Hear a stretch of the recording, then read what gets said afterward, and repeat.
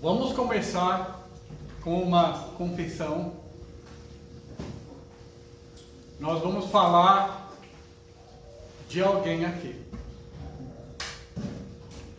Se você ainda não é batizado em Cristo para receber o perdão dos pecados e ser acrescentado ao corpo de Cristo, à igreja de Deus, se você ainda não tomou a decisão de seguir Jesus, nós vamos falar sobre você hoje.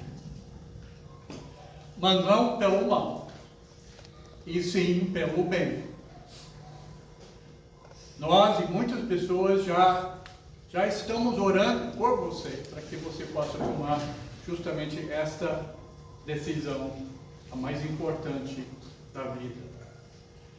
Porque me pediu, foi sexta-feira, né, Valdir, falar sobre o evangelismo. E eu vinha desde então me perguntando o que eu posso falar para ajudar você que é seguidor de Jesus, que é um santo de Deus, o que eu posso falar para ajudar você a ensinar aquele que ainda não tomou a decisão que você já tomou. Pensei em fazer um tipo de estudo simples.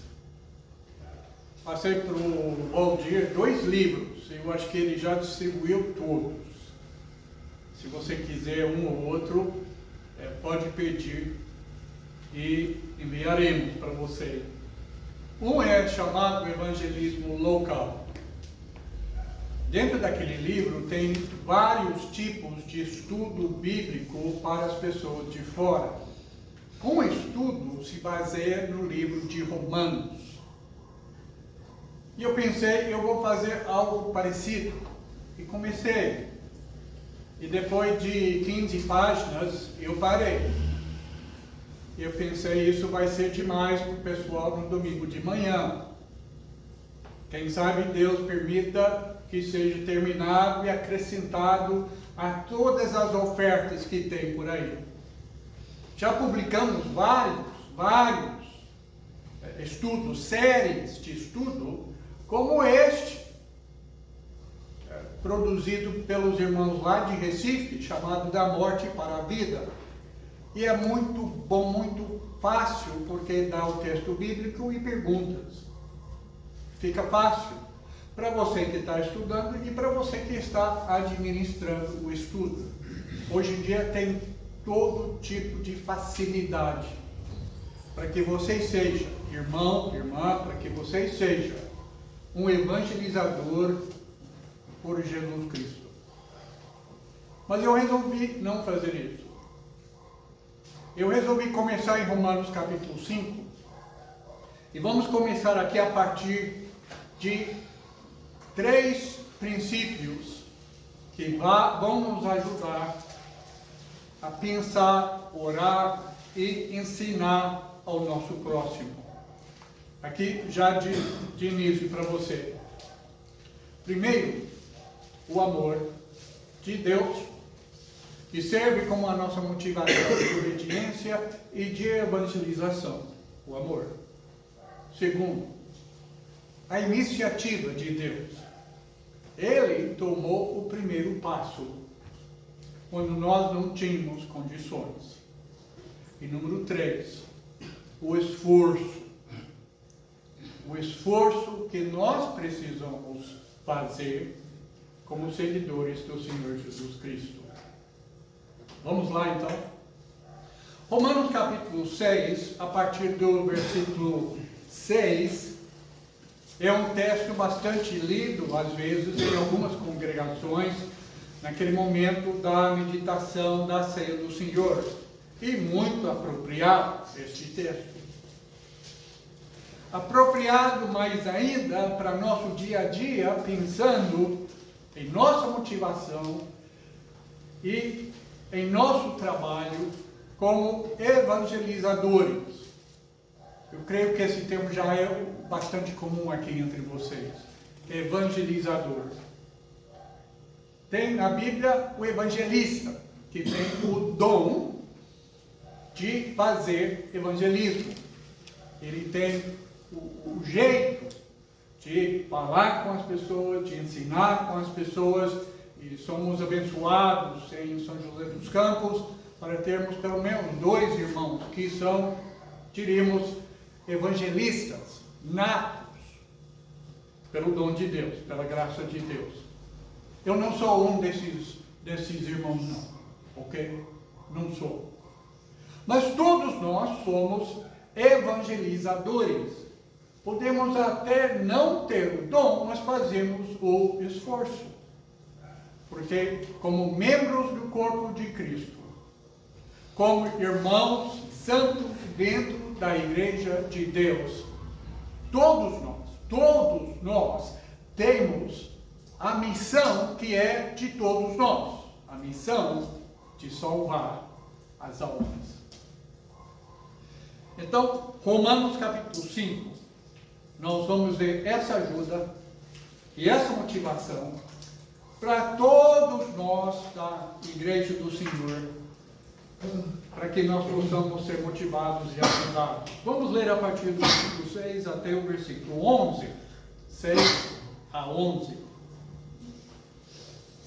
De fato, no devido tempo, quando ainda éramos fracos, Cristo morreu pelos ímpios. Dificilmente haverá alguém que morra por um justo, embora pelo homem bom, talvez alguém tenha coragem de morrer.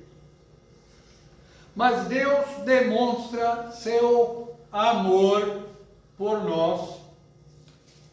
Cristo morreu em nosso favor, quando ainda éramos pecadores. Agora versículo 9. Como agora fomos justificados por seu sangue, muito mais ainda, por meio dele, seremos salvos da ira de Deus. Se quando éramos inimigos de Deus, fomos reconciliados com ele, mediante a morte de seu Filho, quanto mais agora, tendo sido reconciliados, seremos salvos por sua vida. Não apenas isso, mas também nos gloriamos em Deus. Ele vai terminar aqui no versículo 11, como ele começou lá em cima, no início desse capítulo. Também nos gloriamos em Deus por meio de nosso Senhor Jesus Cristo, mediante quem recebemos agora a reconciliação. 3 vezes Paulo faz uma afirmação sobre o que Deus fez em Cristo. Eu sou ruim de lembrar números, então eu preciso de facilidade para guardar os números. E em Romanos 5 eu achei um número que fica fácil de lembrar. Versículo 6, versículo 8, versículo 10. 6, 8, 10. Números pares. 3 vezes. Paulo vai falar sobre aquilo que Deus fez em Jesus. Ele morreu por nós. Ele deu a sua vida. E na afirmação do meio, no versículo 6, isto é, no versículo 8, ele diz que Deus demonstra, isso está no presente, não é só no passado, ele continua demonstrando seu amor por nós. Você sabe qual é o versículo, talvez, favorito do maior número de pessoas do mundo? O versículo mais bem conhecido da Bíblia? João 3, versículo 16. Ontem eu vi sabe o que é X? Era o Twitter. Eu vi ontem no Twitter, X. Uma pessoa postou lá. Esse é o meu versículo favorito. e tirou uma foto da sua Bíblia e colocou assim, um círculo com tinta vermelha. O Paulo Sérgio lá de São José, alguns de vocês lembram dele, versículo favorito dele. Então, João 3, versículo 16, está afirmando exatamente o que Paulo afirma aqui no versículo 8. Deus demonstra seu amor por nós. Deus amou o mundo de tal maneira que enviou seu Filho unigênito, para que todo aquele que crer não pereça, mas tenha a vida eterna. Ele nos amou de tal maneira, até que ponto, para a gente entender a profundidade desse amor.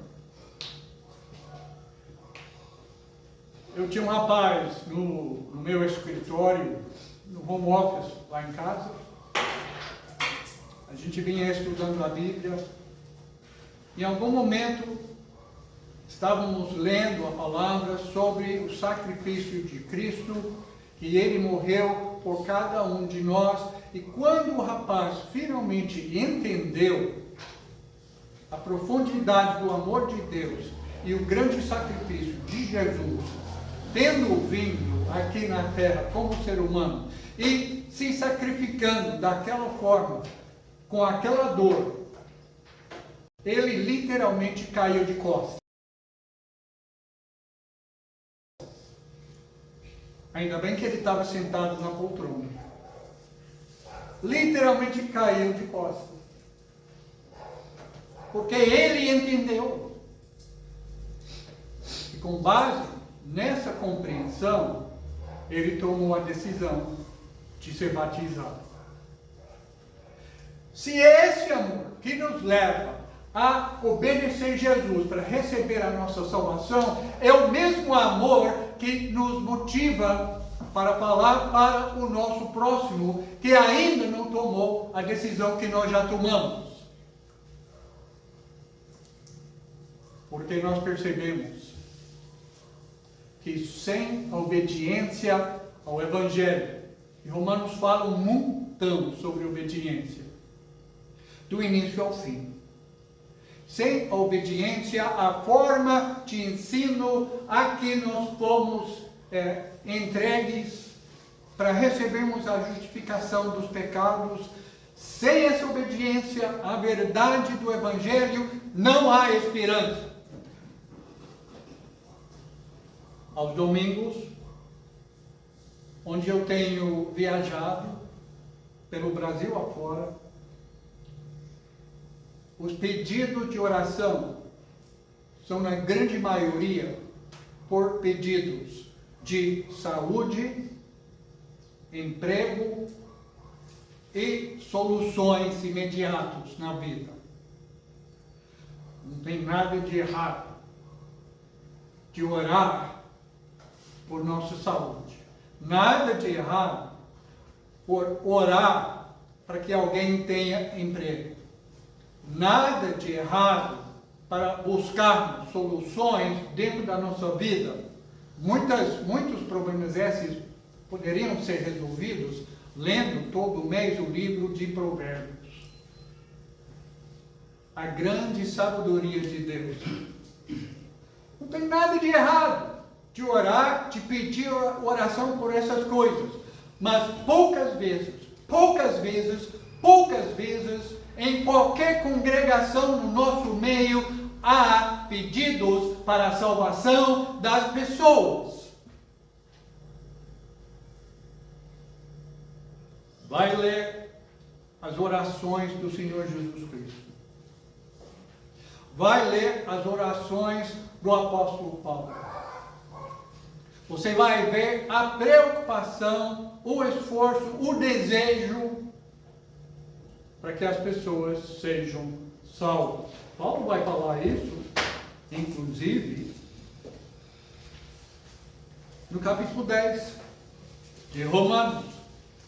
E foi um dos versículos justamente que eu escolhi, pensando naquele estudo sobre a salvação em Romanos.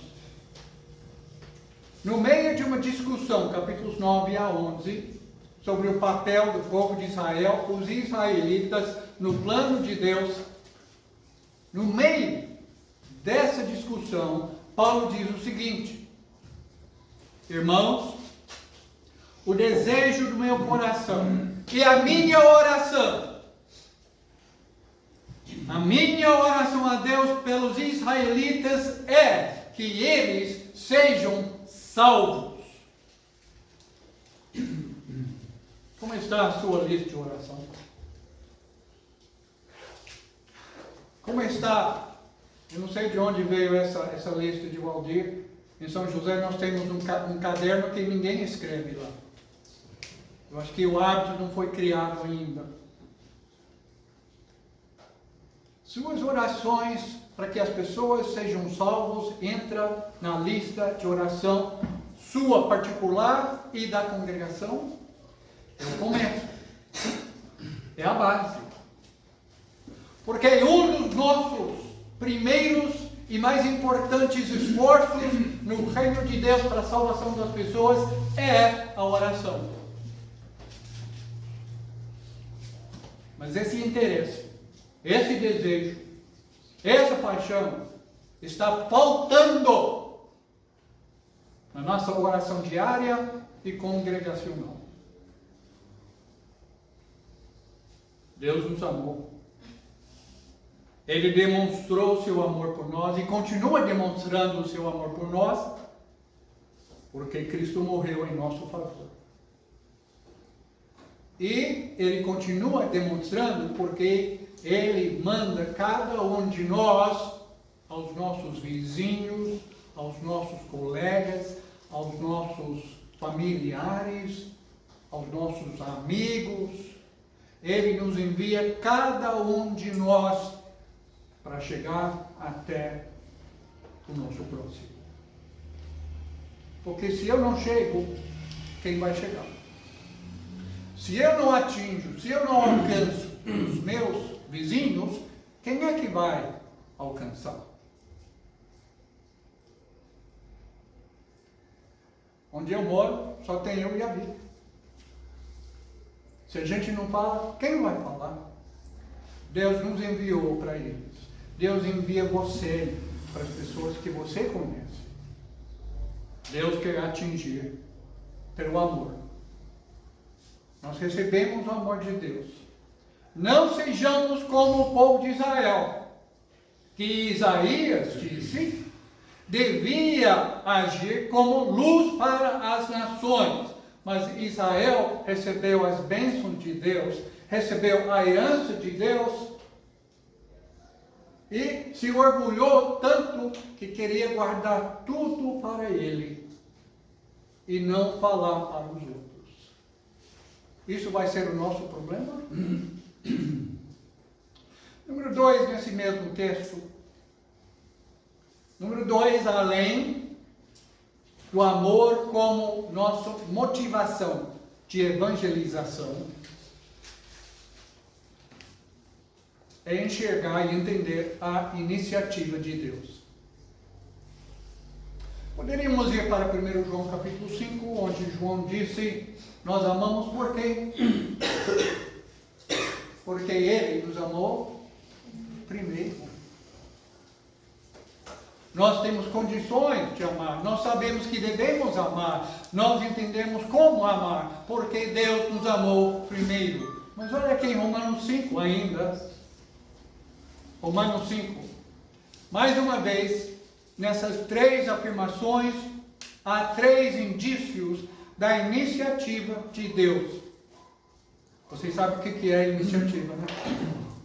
Quer dizer, você não tem que ter ninguém atrás de você empurrando. Deus não era obrigado a fazer absolutamente nada a nosso favor, mas Ele fez. Ele não nos esperou para mudar, pelo contrário, olha só, versículo 6. De fato, no devido tempo, quando ainda éramos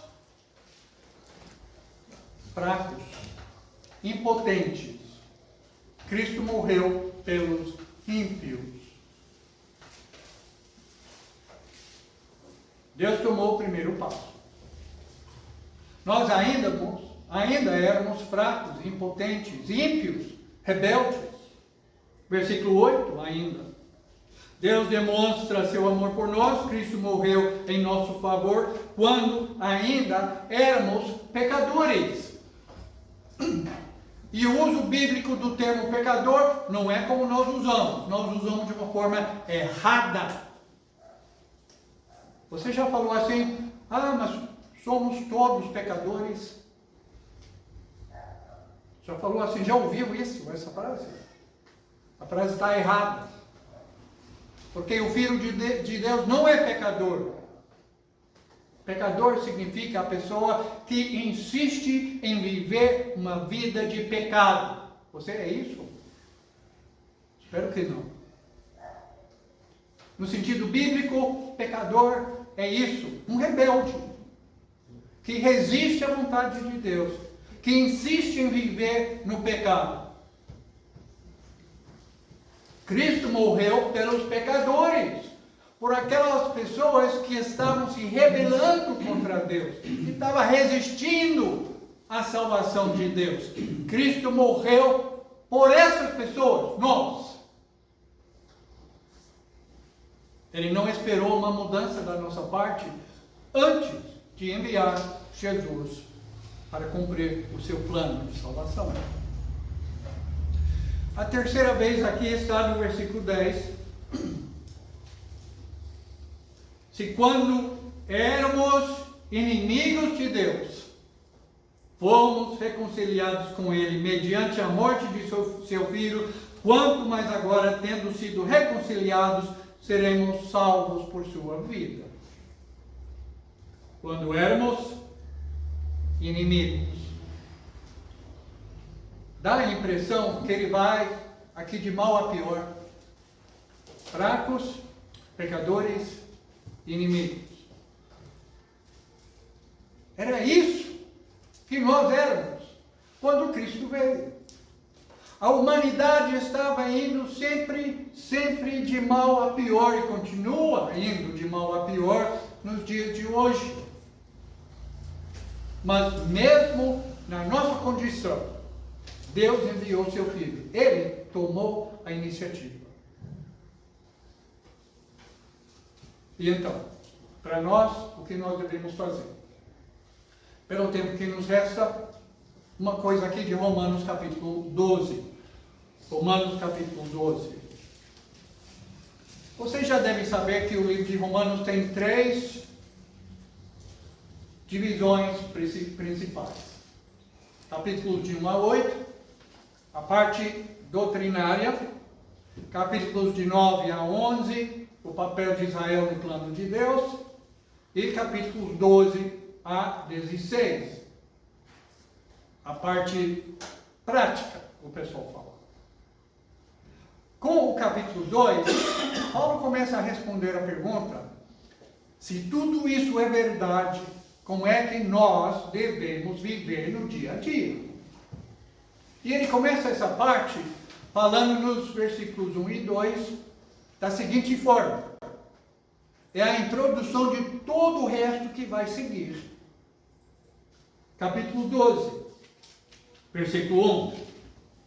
Portanto, irmãos, rogo-lhes, imploro a vocês, pelas misericórdias de Deus, que se ofereçam em sacrifício vivo, santo e agradável a Deus.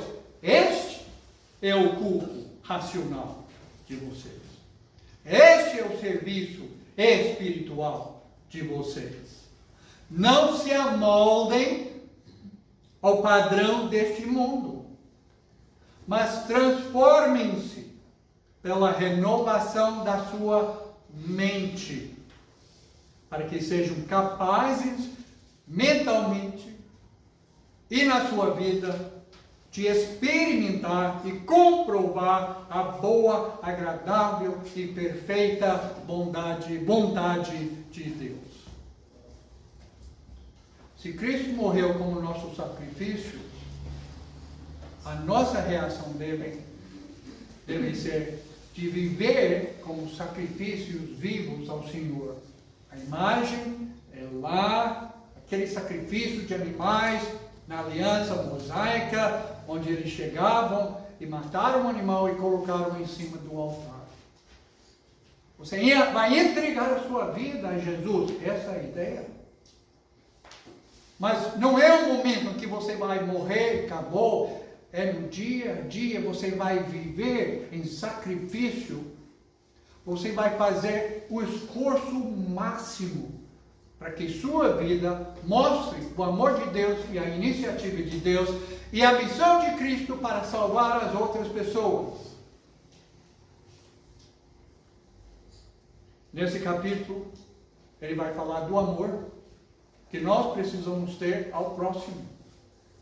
Deus nos amou, vamos amar o nosso próximo como Deus nos amou. Porque isso vai resolver um monte de problemas, isso vai cumprir um monte de exigências do Senhor sobre nós. Vai olhar nos 10 mandamentos, por exemplo. Capítulos 14 e 15 vão falar sobre como tratar os fracos com carinho. Você vai abrir mão de um monte de coisa para que nada atrapalhe a salvação está se desenvolvendo na vida dos irmãos e quem sabe lá fora também.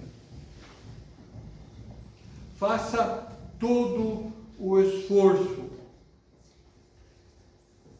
Comecei a ler um livro de uma pessoa meio famosa sobre o livro de Provérbios.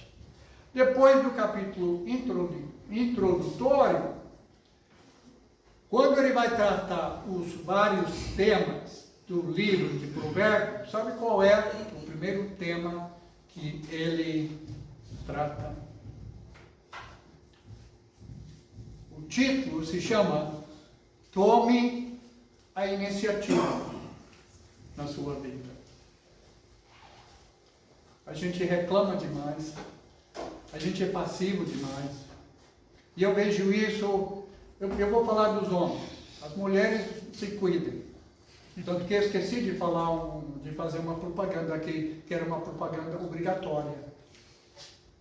A Vicky agora está com um grupo no WhatsApp de mulheres que estão lendo a Bíblia diariamente, encorajando umas às outras nesse projeto.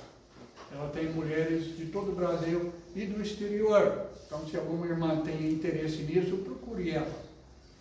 Tudo tem que ter propaganda hoje, né? Mas eu não ganho nada, não. Ele não me paga nada por isso, não, viu? O que eu quero dizer para os homens, especialmente, os homens são extremamente passivos. Os homens são muito relaxados. Sofonias, capítulo 1, versículo 12, ele condena lá os homens que estão lá complacentes, tranquilos, relaxados, tranquilos até nos seus pecados. Sabe por que nós não temos congregações que crescem cada vez mais?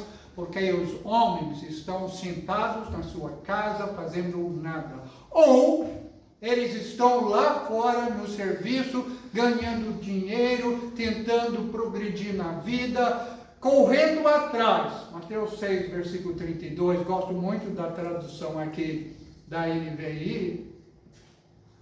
Os pagãos que correm atrás das coisas desta vida.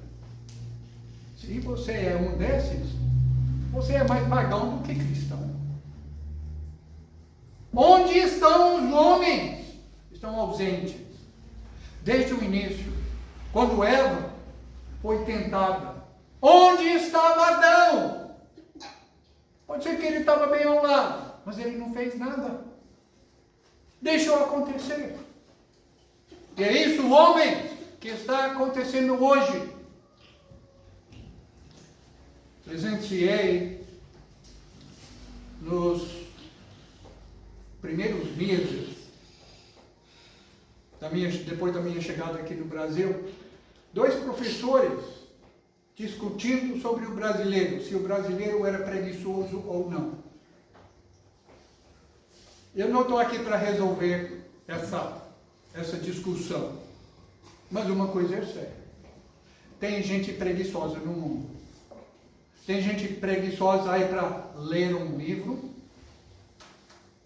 para decorar versículos bíblicos, para atravessar a rua para conhecer seus vizinhos, para oferecer um estudo bíblico, para tirar da sua agenda um tempo para estudar pessoalmente e para ensinar o Evangelho.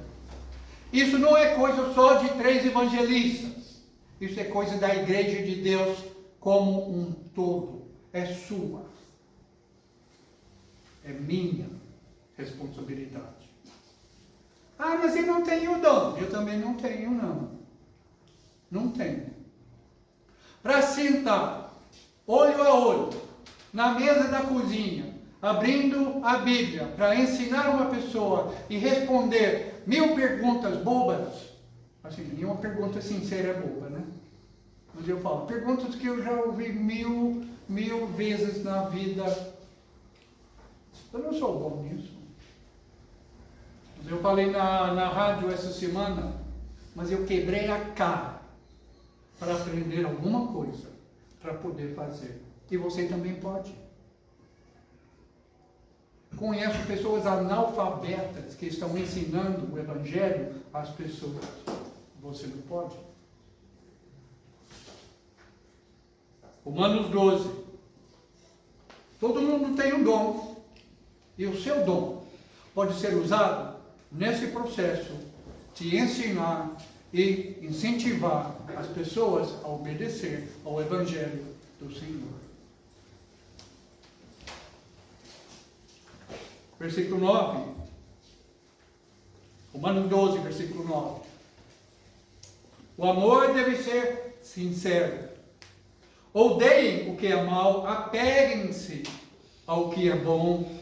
Dediquem-se uns aos outros com amor fraternal. Prefiram dar honra aos outros mais do que a si próprios. E olha o versículo 11. Nunca falte o zelo. E se não me engano, quem tiver a Nova Almeida atualizada, diz alguma coisa lá sobre não sejam preguiçosos. É isso mesmo? Quanto ao zelo, não sejam preguiçosos. Quanto ao zelo, não sejam preguiçosos. Esse problema não é só de hoje, não.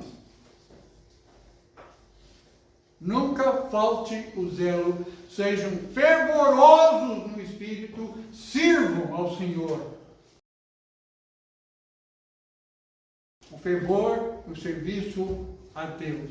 E lá no final vamos ler o resto aqui. Alegrem-se na esperança, sejam pacientes na tribulação. Perseverem na oração, especialmente pela salvação dos outros. Compartilhem o que vocês têm com os santos em suas necessidades. Pratiquem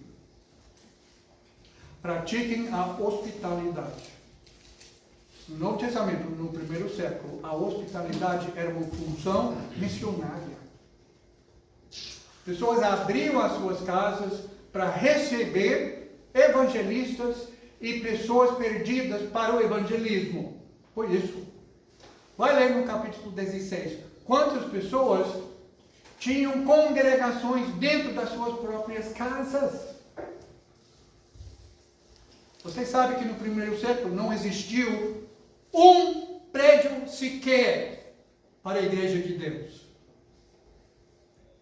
Nós temos prédios, nós temos entidades, nós temos ministérios, nós temos instituições, nós temos um monte de coisa para fazer a obra de Deus e nós não conseguimos fazer o que eles fizeram no primeiro século. Quando Jesus estabeleceu uma única coisa, a sua igreja. E por meio dessa igreja, por meio daqueles irmãos, o Evangelho foi para o mundo inteiro daquela época. E por que nós não conseguimos? Porque nós estamos deixando as instituições, as entidades, os prédios fazer o nosso evangelismo. Ah, mas a gente não está deixando o prédio fazer evangelismo, não. Está sim, está sim, está sim. Porque está esperando que as pessoas venham para cá. Para Israel, sabe o que Deus fez? Ele queria que as pessoas se espalhassem. E para a sua própria igreja, sabe o que Ele quer? Ele quer que os irmãos se espalhem pelo mundo inteiro. Nós temos medo de acreditar nas promessas do Senhor. Ele diz, onde estão 2 ou 3, lá estou eu no meio deles. Atos 13, quando ele queria uma equipe missionária, ele chamou 2. Nós achamos que nós temos que ter 50 pessoas para começar qualquer coisa. Não acreditamos, não confiamos nas promessas do Senhor. De sair, nos espalhar, chegar no próximo bairro, na outra cidade, na outra região, no outro estado, em outro país, não acreditando no Senhor, que quando a gente for, Cristo estará presente. É hora de terminar. Deus abençoe muito vocês. E assuma você, irmão, irmã, o amor de Deus. Tome a iniciativa, como Deus tomou conosco, e faça todo o esforço para cumprir a missão que Ele nos deu. Porque se a gente não cumpre, não haverá ninguém que fará. Amém. Oração é comigo, né, no final. Estou aprendendo. É para ficar em pé? Esse é o costume? Então vamos, ficar em pé, vamos orar.